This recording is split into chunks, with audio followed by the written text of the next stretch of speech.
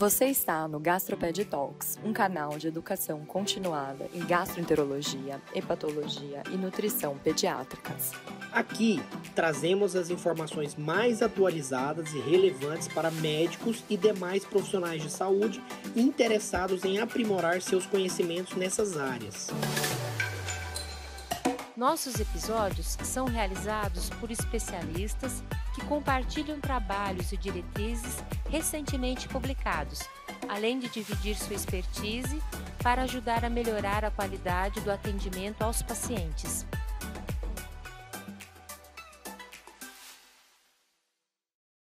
Bom dia, a todos novamente. A gente tem um público diferente, um pouco diferente. Hoje a gente fica muito feliz por isso, os cardiopeds aí com a gente.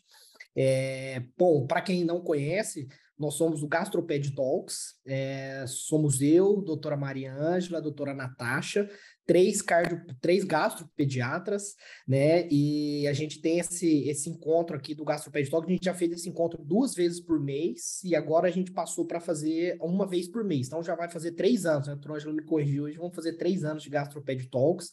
E aí sempre a gente tem algumas discussões, sempre tem um convidado, Então a gente agradece bastante aí a doutora Tatiane pela presença, e é uma honra muito grande tê-la aqui conosco. Vai ser de muito aprendizado, muita valia, porque é um tema que, como você mesmo falou, Tatiane, é um tema que está super na moda e poucos trabalhos, pouco conhecimento ainda, acho que são conhecimentos divergentes.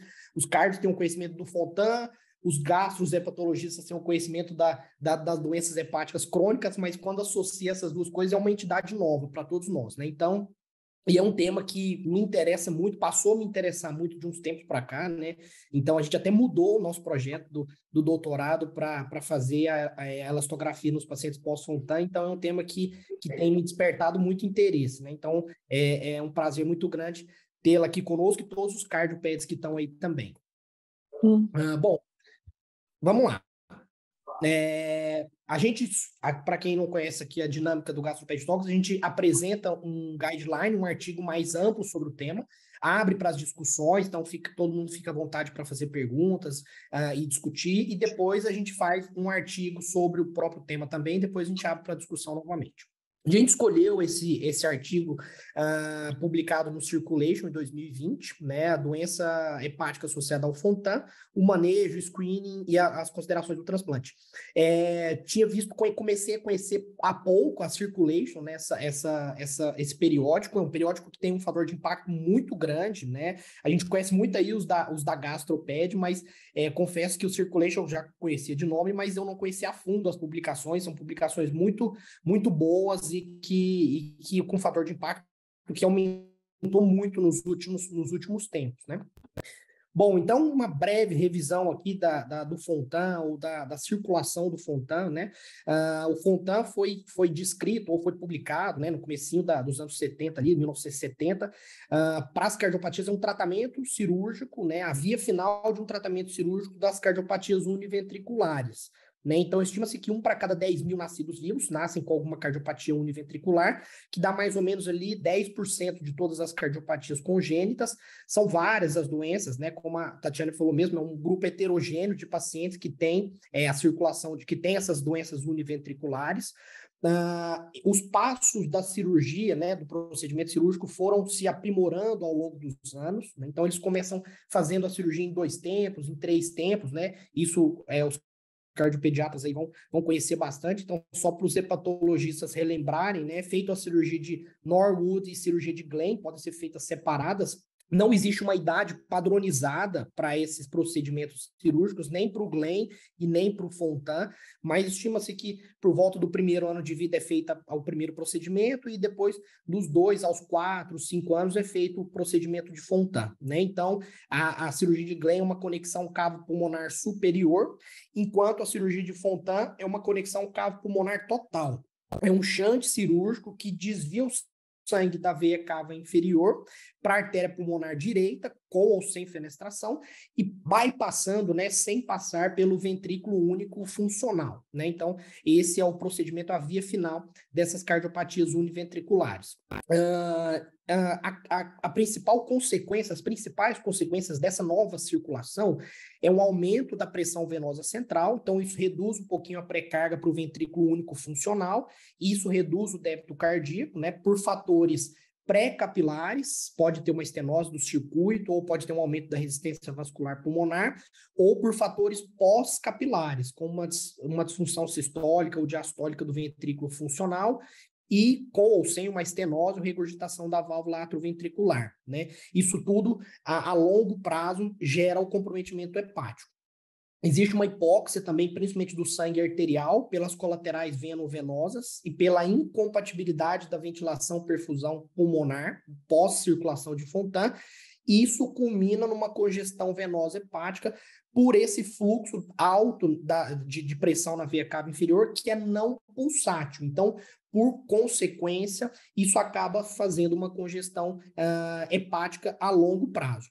E o que a gente vê na histologia, a gente vai discutir um pouquinho das indicações ou do momento ideal de fazer a biópsia hepática, e histologicamente a gente vê uma congestão principalmente centrolobular e sinusoidal, com uma necrose na zona 3, centrolobular, ou com uma fibrose sinusoidal e uma fibrose portal, periportal, que a longo prazo vai desenvolvendo uma fibrose avançada e uma cirrose hepática, né, que antigamente se falava como uma cirrose cardíaca, né, por congestão.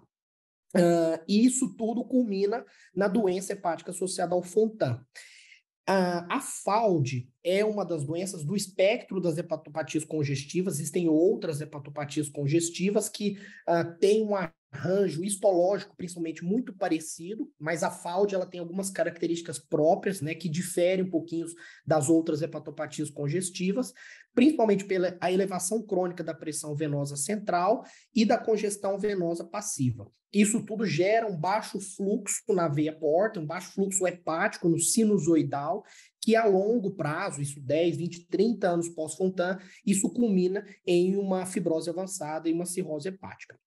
Estima-se que agora, né, recentemente, esses pacientes têm uma idade média de 20 e poucos anos, né, o que não era verdade quando o Fontan, antes do Fontan descobrir, né, ou descrever na década de 70 esse procedimento cirúrgico, os pacientes não viviam até essa idade, né, então hoje a doença hepática apareceu principalmente pelo aumento da sobrevida dessas crianças, né, que não tinham tratamento curativo ou mesmo paliativo para essas cardiopatias univentriculares.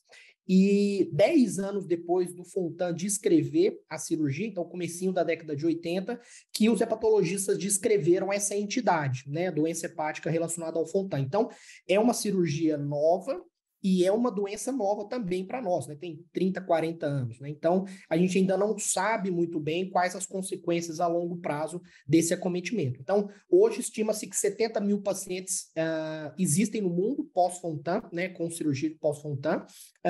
Estima-se que nos próximos 10 anos esse número vai duplicar. Né? Então, o conhecimento dos cirurgiões aí está cada vez maior e a sobrevida, consequentemente, também está cada vez melhor. Aqui um dado interessante, para os hepatologistas terem uma ideia, a atresia biliar tem mais ou menos, nos Estados Unidos, 500 a 600 cirurgias ano por atresia de vias biliares. Mais de 900 cirurgias por ano de pacientes pós-Fontan, né? Então, a gente conhece muito sobre a atresia biliar, então a gente tem que conhecer também sobre a FAUD, né? E 1/3 desses pacientes, não sei se apenas 1/3, ou depende da referência, vivem em condições ótimas pós-cirurgia, função cardíaca preservada, sem comprometimento hepático crônico, então, 2/3 não tem essa condição. A FAUD geralmente acomete adolescentes ou adultos jovens, no mínimo. Então, pelo menos 10 a 15 anos pós-Fontan, para que comece a ter os shunts intrapulmonares refratários ou que se tenha falha na cirurgia de Fontan e o acometimento hepático começa a ser mais progressivo. Como a gente estava conversando, existem poucas associações verdadeiramente positivas entre a hemodinâmica da cardiologia com o acometimento hepático, né? Então, aqui eu trouxe 3 estudos interessantes, né, que conseguem tentar associar essas duas coisas, né? Esse primeiro aqui foi um grupo norte-americano que fez a biópsia hepática 10 a 15 anos pós-Fontan, mesmo nos pacientes que não tinham estigma nenhum de hepatopatia crônica. E eles viram que todos eles tinham algum grau de fibrose hepática, mas que essa fibrose hepática era independente da hemodinâmica. Então, tinham pacientes que tinham um grau de fibrose avançada com uma hemodinâmica boa e vice-versa. E eles viram que aqueles pacientes que tinham uma pressão no Fontan, no circuito de Fontan, acima de 14, 15, com uma elastografia hepática por ressonância magnética acima de 4 kPa, tinham uma associação com fibrose avançada. E um estudo aqui nos adultos, então a maioria, uma das dificuldades que a gente tem na hepatologia pediátrica aí é que muito conhecimento advém do conhecimento dos adultos, né? Então eu trouxe essa publicação aqui mostrando que nos adultos que fizeram uma medida da pressão venosa central, né, por cateterização, tiveram, aqueles que tiveram documentado o aumento crônico da pressão venosa central, também tinham o aumento dos scores hepáticos, do MELD, do Child-Pugh. Então, isso mostrando que pode existir uma associação entre essas duas variáveis, né?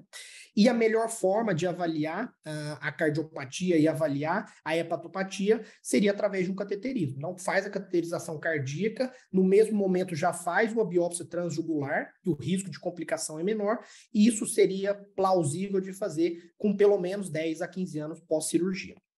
Bom, o diagnóstico não se fala, ou pelo menos não se suspeita de FAUD com menos de 10 anos de cirurgia, a não ser aqueles pacientes que já têm congestão hepática importante ou que já têm algum estigma de uma hepatopatia crônica, e ainda assim eles orientam investigar outra hepatopatia antes de pensar na FAUD, mesmo nos pacientes pós-Fontan, mas que depois de 10 anos, aí sim, aí vale a pena pensar no diagnóstico de FAUD.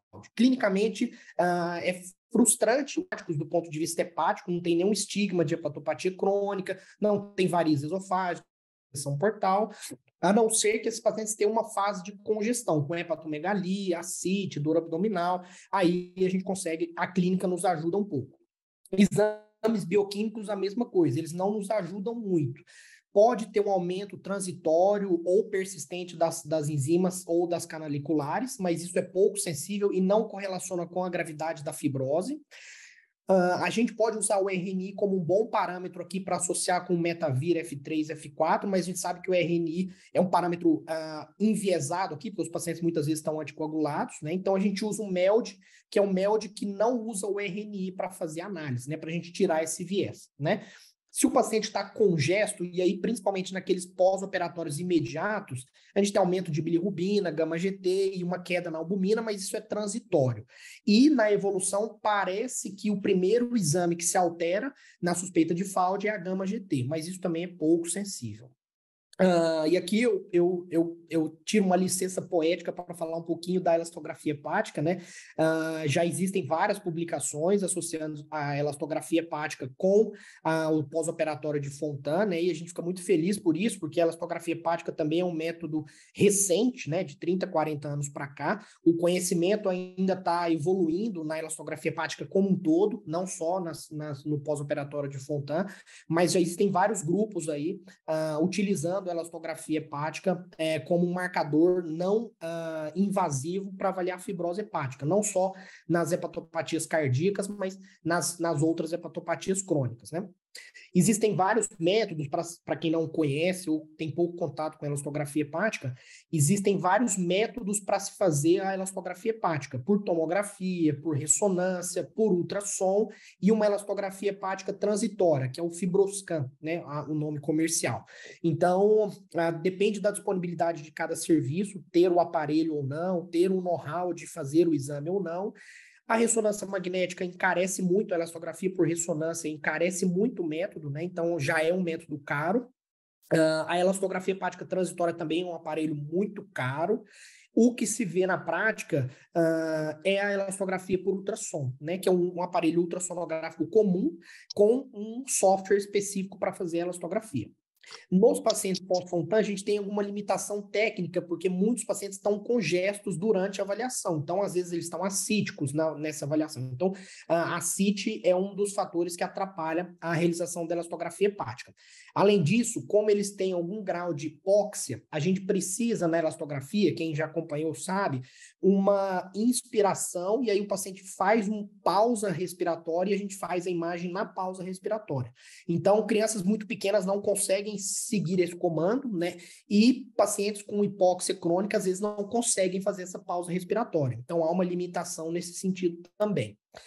E a grande dificuldade da elastografia aqui é que os valores altos de quilopascal ou metros por segundo, eles não diferenciam fibrose de congestão. Então, a gente sabe que esses pacientes são congestos, a gente vê no modo B da ultrassonografia que eles são congestos, a gente sabe que tem aumento das veias, dilatação das veias, dilatação da vesícula, da parede da vesícula, mas a gente não consegue diferenciar o que seria fibrose e o que seria congestão.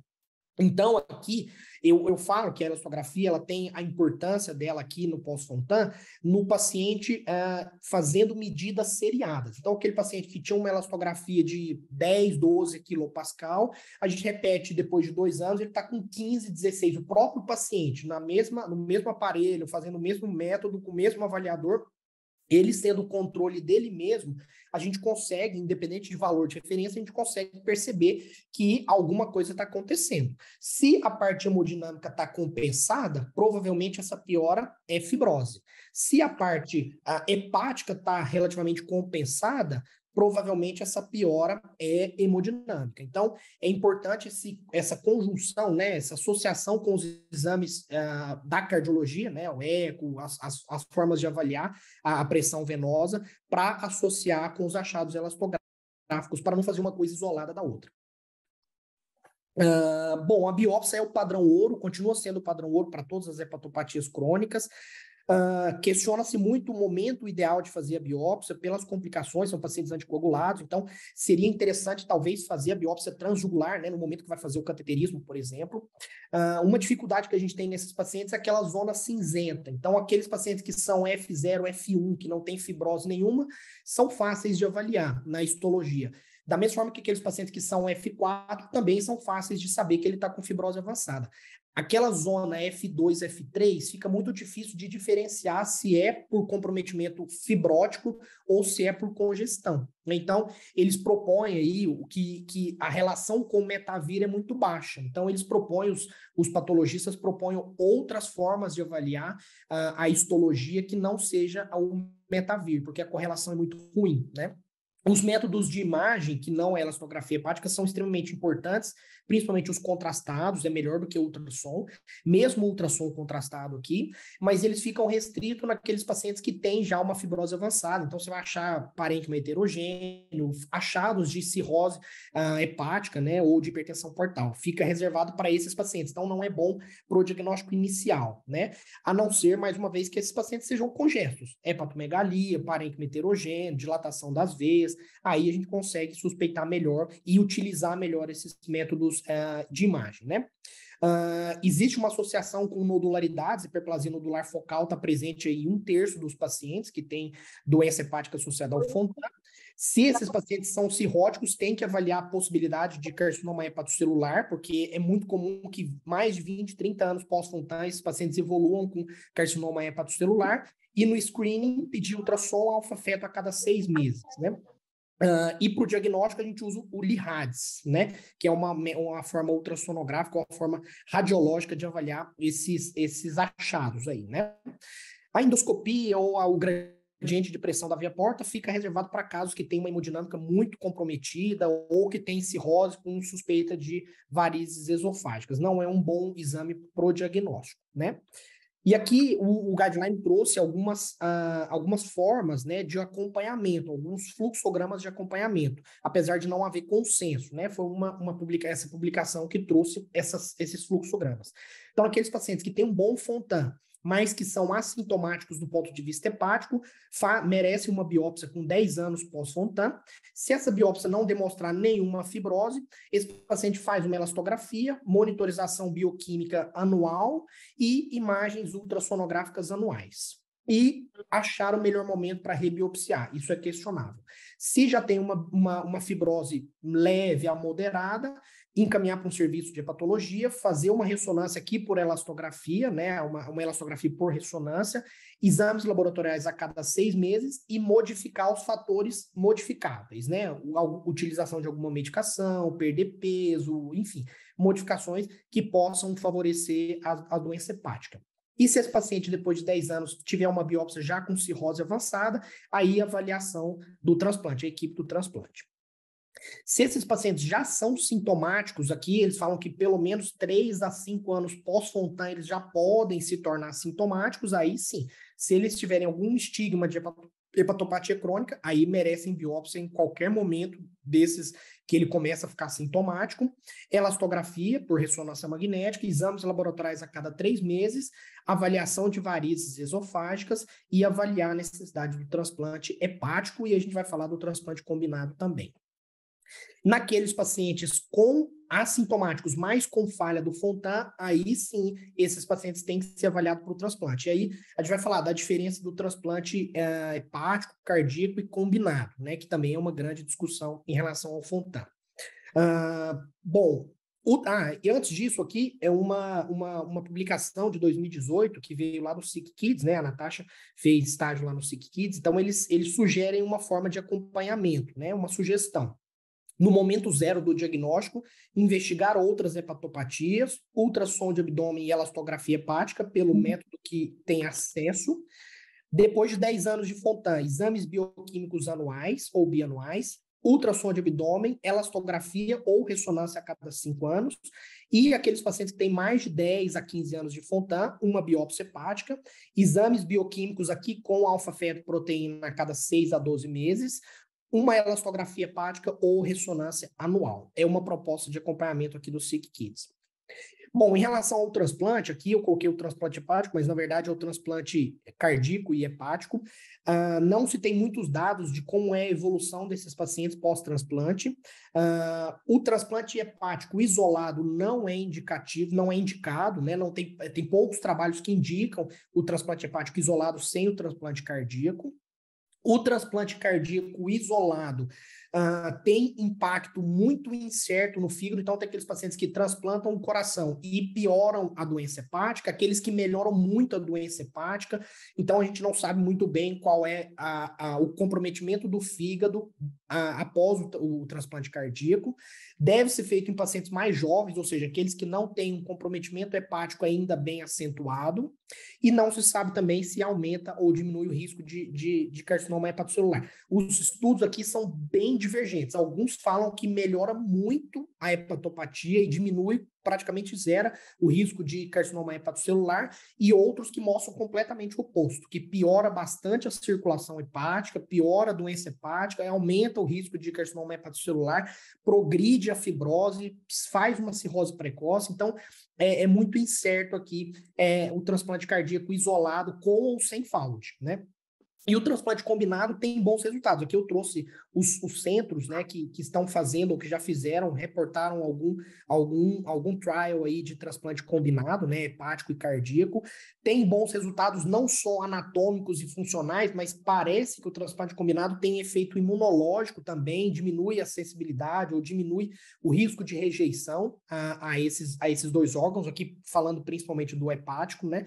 O problema é achar o melhor momento para fazer isso, né? Precisa ter uma combinação de fatores muito boa para que se tenha uma boa resposta para esse transplante combinado. E, além disso, o know-how, né? Então, tem que ter um know-how cirúrgico muito grande, tem que ter um acompanhamento a longo prazo muito bom, tanto que são poucos centros que fazem o transplante combinado. Ainda está longe de ser uma realidade aqui, principalmente para nós aqui no Brasil, né? E, bom, e por fim, existem algumas dúvidas, né? Do diagnóstico, principalmente, qual é a correlação, como que a gente consegue fazer a correlação entre a clínica, os exames bioquímicos e os exames radiológicos, como que a gente relaciona isso do fígado em relação à hemodinâmica, qual é a correlação direta disso, qual é o melhor momento para fazer a biópsia, se tem que ser feito prodiagnóstico, se tem que ser feito seriado, se vai ser feito transjugular ou abdominal, por exemplo, né, ou transcutânea. Então, são dúvidas que a gente tem na hepatologia. Como que a gente vai monitorizar a progressão da doença, se vai ser com exames bioquímicos, radiológicos, biópsia seriadas na evolução, se a gente vai indicar biópsia na pior hemodinâmica ou não, ou se a gente indica antes de ter a pior hemodinâmica para não ter complicação da biópsia. Qual seria a proporção dos pacientes pós-Fontan que vão desenvolver FALD? A gente sabe que todos eles têm um grau de fibrose, mas qual deles que vai desenvolver FALD e qual é o fator de risco que faz com que eles desenvolvem FALD ou desenvolvem cirrose precoce, né? Quais são os candidatos ao transplante hepático, ao transplante cardíaco e ao transplante combinado, né?